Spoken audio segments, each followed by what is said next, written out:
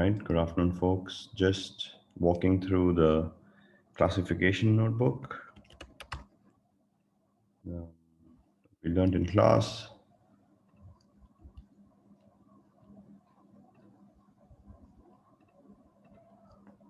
MS 003, lab module 4, and this is it. Okay, so for the classification tree, same thing, you import all the libraries. Make sure you import the data set.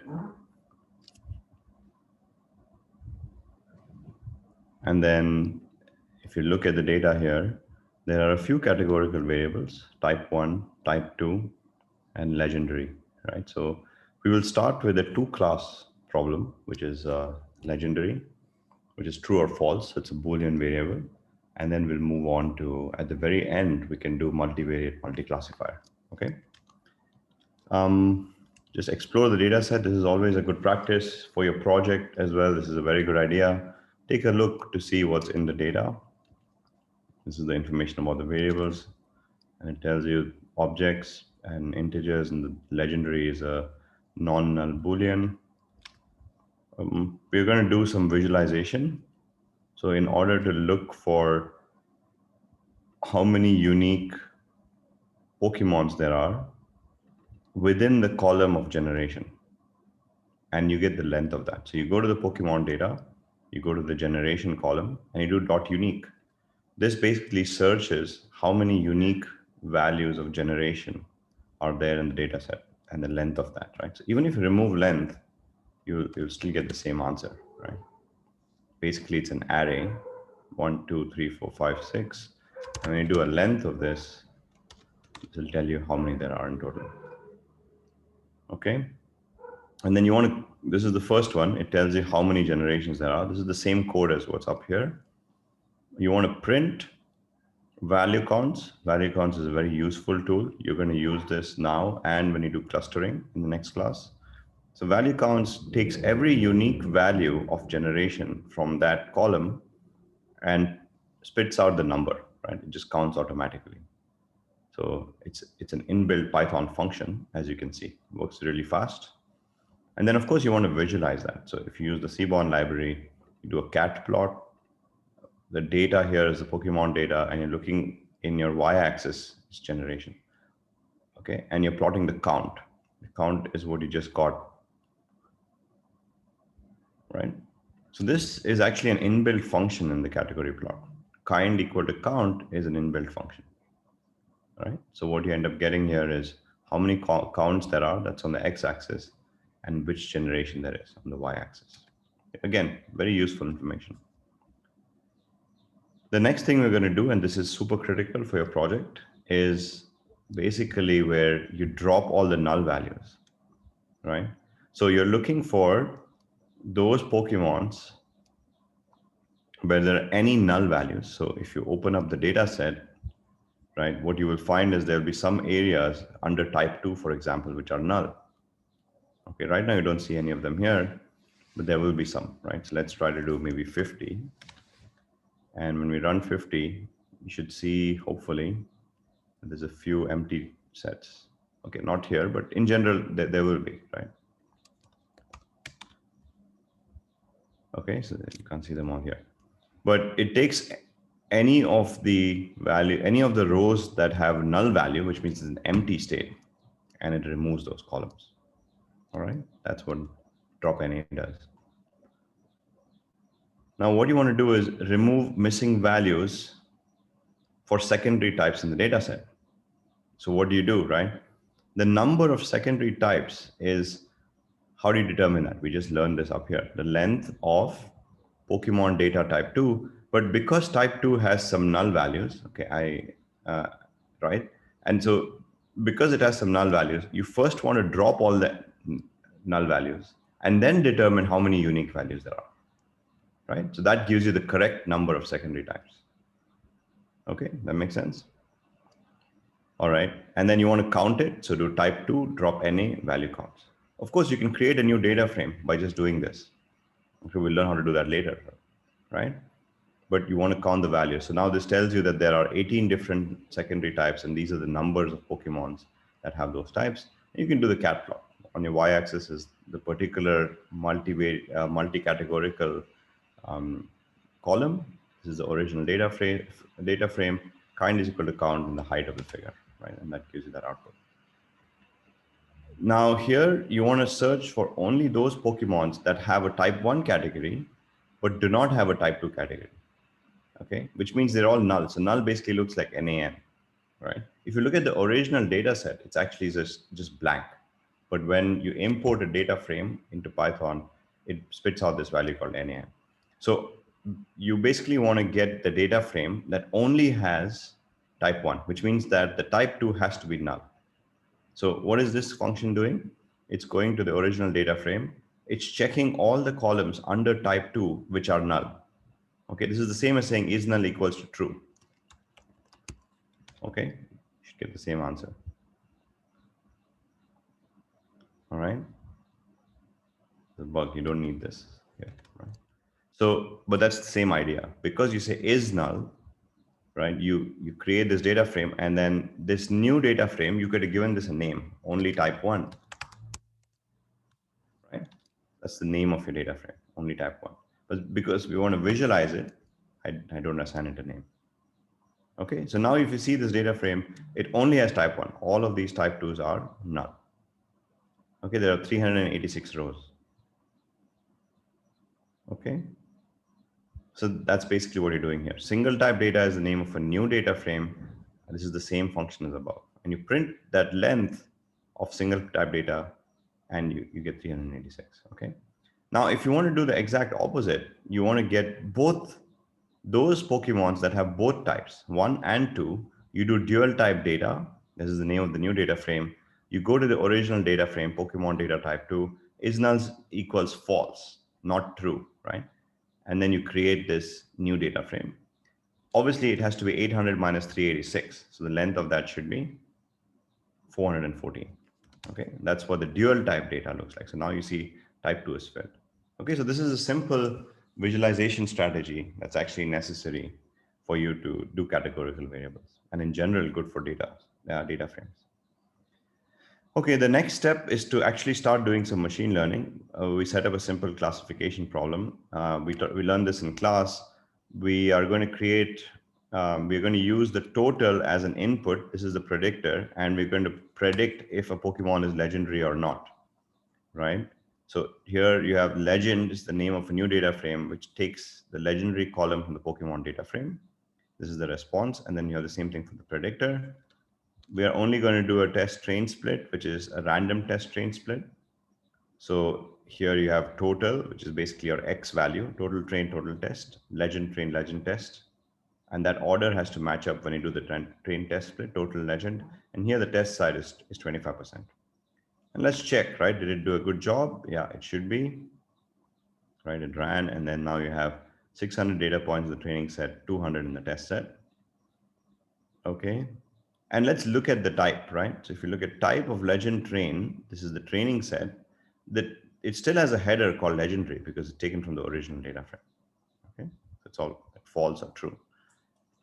So let's look at the value counts. We just learned how to do that. You go to the newly created training data set, go to the legendary column and do value counts. You'll get 552 false and 48 true, right? And then you do a dot describe, you can see that, okay? You can plot it and you'll see this plot. This is something I just showed you in the lecture, false and true. And then we can create a joint data frame by concatenating total and legendary. So now you've extracted them individually. Let's create a joint data frame so that we can do a box plot, right? So joint data frame is basically a concatenation using pandas of total train and legend train along the columnar axis, axis equal to 1. Let's plot it. So you get legendary on the y-axis, X, you have total on the x-axis from the joint data frame that you just created, and you can see that here's the classifier that we just discussed in the lecture. And basically you can draw a decision boundary here to create a decision tree. You can do the same thing with a swarm plot. So you define your axes, you put your X value, put the Y value. Remember the Y value is the response, which is whether the Pokemon is legendary or not from the joint data frame.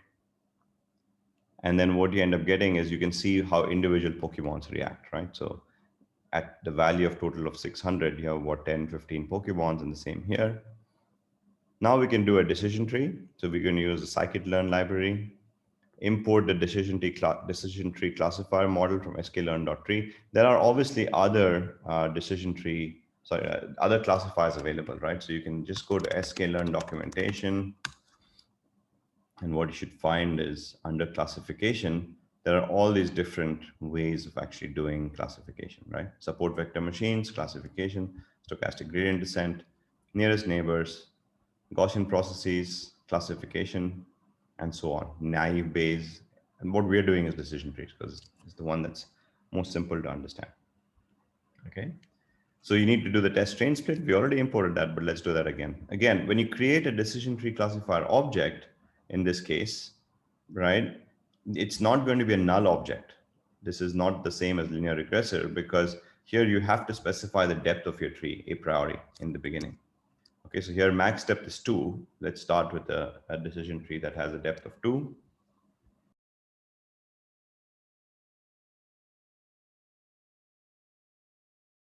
Sorry about that, my battery was dying. And what you have to do then is start with a max depth of 2. You take that object that you just created and fit it on your X and Y, right? And again, don't make a mistake here. Sorry, I forgot to run this import. Don't make a mistake here, right? Because you have to be careful. You do a shift tab. It has to be X and Y, right? So X here is total, Y is legend train. Okay. Now you can plot the tree. You've already done the fitting at this point, right? Because you've already trained the machine learning model called DEC tree, but we can plot the tree. You can visualize the tree, right? So from sklearn.tree, import plot tree. Okay. You create a new empty figure. Now plot tree that has a few functions. You can basically do a DEC tree, which is the trained machine learning model, fill up all the boxes. The feature names are total. In this case, there's only one input. And the class names are not legendary and legendary. Now, this is something that you guys have to pay attention to. You should order the class names in numeric order. Okay, this is especially important when you do a multi-classifier. In this case, something is not legendary in a Boolean, a false and true. The false is always 0 and true is always 1. So you should always put it in that order. Okay. So that's basically what you put it in. And you see in my MacBook also, the arrows don't show up because the background color is the same as the arrow color. It doesn't matter. So we discussed this already. I'm not going to describe this again, but by just visualizing this plot, you can guess for each box with a certain level of consistency whether something is legendary or not. Let's do the goodness of fit of that trained model. Once you visualize the tree, here you're going to use legend train predict is dec tree.predict total train. So what have you done? You've actually used the training set and you're predicting the values based on the learned model. Okay. And the classification accuracy, you just do a dot score, right? And remember, dot score has an input, which is the train. This is on the training set, so total train, legend train. You import confusion matrix and you plot the confusion matrix, which is obviously a matrix. And what is the matrix consisting of? This is the actual value, legend train, versus the legend train predict, which is the predicted values. Okay, and you annotate it. So if I make this size larger, I hope it shows up in the middle, but not quite, right? Anyway, you can see you get the false positive rate, false negative rates, and all of those, and the classification accuracy. Okay, so this is the same, you're just visualizing it again. All right. And here you're doing this again on the training set. And then you test it on the test set, right? So now you have the same trained model DEC tree and you predict it on the total test. And you plot the classification accuracy by doing the dot score and you draw the confusion matrix. Okay, so the same idea.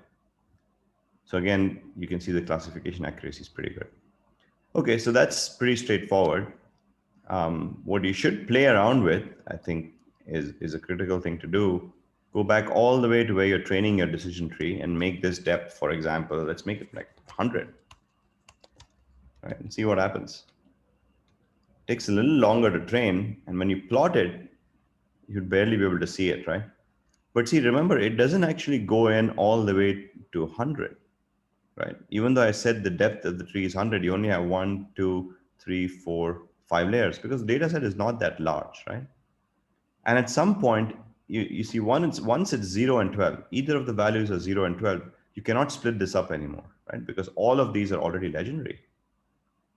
Here, you can't really improve it because your Gini value is actually close to 0.5. There's no way to split this further, probably because all 9 samples have the same value, right? Which is going to be, less than 710 and greater than 675, right?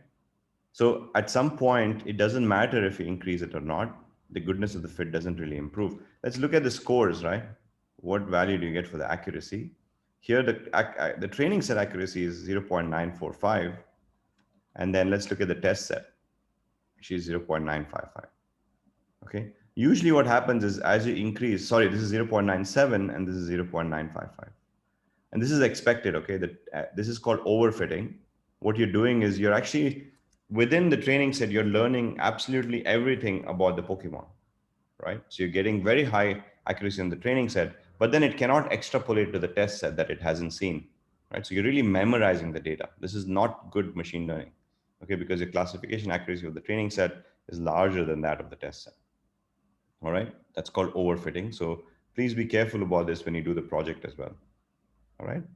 If you just look up overfitting strategies, how to avoid overfitting, there are various ways to do that. The hyperparameter tuning, okay? Let's do a multivariate. Now here, the feature includes 6 different inputs. All of these inputs are actually numerical and you're still predicting legendary. The code doesn't change, right? You just take the same predictor, sorry, the same response, which is legendary. And now the only thing you change is X, and X now has 6 variables inside. Okay, so you do X train X test, Y train Y test. Here the depth I put is 4, create the decision tree, train the decision tree on the training set, predict it on the test on the training set. Then look at the accuracy by the classification accuracy by looking at the score. And this is for the training set, this is for the test set, and let's plot out the confusion matrix. So this one code block actually does absolutely everything that we discussed earlier, right? So it's pretty powerful. And there you go, there's your answer. You basically get a training set accuracy that's 0.98 and test is 0.95.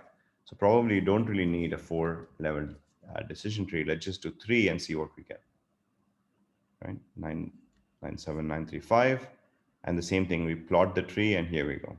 So you see special attack starts to matter here and attack starts to matter here. Okay, same as what I discussed in the lecture. Of course, in the beginning of the class, we said we want to predict using the classification tree. So let's look at 3 specific Pokemons, Mewtwo, Giratina, and Butterfree. So you create a new data frame called Pokemon Pred from the original data frame by looking at the name column and checking if these names are in that data frame, right? That's what the isIn function is doing. You go to the original data frame, look at the name column, and search for these 3. So this is the new data frame I've created. It only has 3 rows because it's by these 3 names. So what you've done is identify the 3 Pokemons, okay, and you do a dot head. And now you can extract the predictors for prediction, right? This is the X, same as the X. So X predict is period data frame, Pokemon data predictors. Y pred is the trained model, and you do a predict. And what you end up getting in YPred is the values of legendary. So this algorithm is telling you that Butterfree is not legendary, but Mewtwo and Giratina are actually legendary. Let's compare it. This last code actually it takes it along the index of the newly created data frame, creates a new column called Pred Legend, right? So it appends to that data frame, concatenate, right? It appends to the original data frame, the YPred column, which is titled Pred Legend. And because the accuracy of our model was pretty good, you can see the prediction is actually pretty good. Okay. This is what you practiced in class, but I will just go through this part really quickly. Here, the response variable is a multi-class classification, right? Remember, we did the value of the Pokemons that have a unique value of type 1, and there was, what, 18 or so? Can't remember now, right? So again, you'll see in terms of the coding, nothing really changes. Your X remains the same as before, as the multi-variable classification that we just learned. And your Y data frame now just has your Pokemon data type 1, and as type you call this category, right? So you basically take all of the categories of type 1. Okay, so here's what you extract out. This is your data frame. This is your Y that you extracted, right? So it basically just takes all of the values and groups it by all the categories that you have. It's quite nice. Then you do the train stress split because you already have the Y, so you don't need to change anything, right? And you do a category plot. This is what it looks like. This is easy. There's no training here. And then you want to look at the relationship between the response and the predictors, right?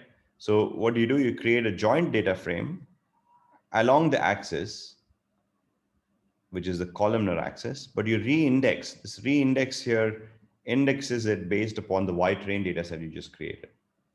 Okay, which means you align the indices. Okay, so you can play around with this a little bit on your own when you do your final project. And let's look at the data, right? This is a for loop, for every variable in X train. So if there are 18 variables, there's 6 variables, sorry, there's 6 predictors, right? For each of the predictors, which is total, hit point, attack, defense, special attack, special defense, and speed, for each of those, you do a box plot where the value of X is that response, is that predictor, and the value of Y is type 1 from the train TF that he just created over here. Okay? And so you can see the distribution here. This is, you're not doing any machine learning here, remember. You're just visualizing, which values are where. So you can see that you can't really separate these types based upon the total value individually, right? Or the hit point value or the attack value, in fact. Maybe defense has some splits along here, but not that great, right? And this is typical in a multi-class problem. There's no way you can visualize as a human to determine if that's true. So just do machine learning. You use it, let's call this DIC3. You can call this multi-classifier. I'm not going to change the code, but this is a new object, right? And let's say its depth is 6, okay, because it's a multi-classifier. You do a fit, you do a predict on the X train X tests, and let's just look at the goodness of it. Now you can see that the classifier is actually really good, right? 0.99. And because the test set is so small compared to the training set, we definitely overfit it. So let's go back and change this to 4 and run it again. It gets better, maybe just 3. This data set is not very big. Okay. That's what you end up getting. All right. So if you want to predict for type 1, it's the same thing. You take those same 3 Pokemons, all right, and then you just do a dot predict. You see, dot predict on that X data set. So now it predicts psychic or dragon or not, right? Actually, this accuracy is a little too high. I don't know why it happened. The goodness of fit for this should be quite low. Maybe I didn't run some code somewhere before. So let me try to run this again. I'm surprised that the accuracy should be much, much lower, something like 0.2 something. Yeah, there you go. Exactly. Not sure what happened. And you can see, oh, I think I had not run that code, right? So DEC3 was the old train model. Okay. So now you see the newly trained model, the accuracy is really bad, like 20%, right? And you can see a lot of, apart from the diagonals, which are the true predictors, you can see only 2 is a good one, and this one is a good one. The rest of them, there's a lot of false positives and false negatives, right? This is the same. The confusion matrix is just 18 by 18 because there's 18 types in this case. So that's predicted. Obviously, the predictions are going to be bad. You can see that this doesn't get anywhere close to the right prediction. So this is actually common when you actually deal with real data sets. But the concepts and the code are exactly similar to multivariate binary classifier. Okay. All right. I think that concludes this. Good luck coding.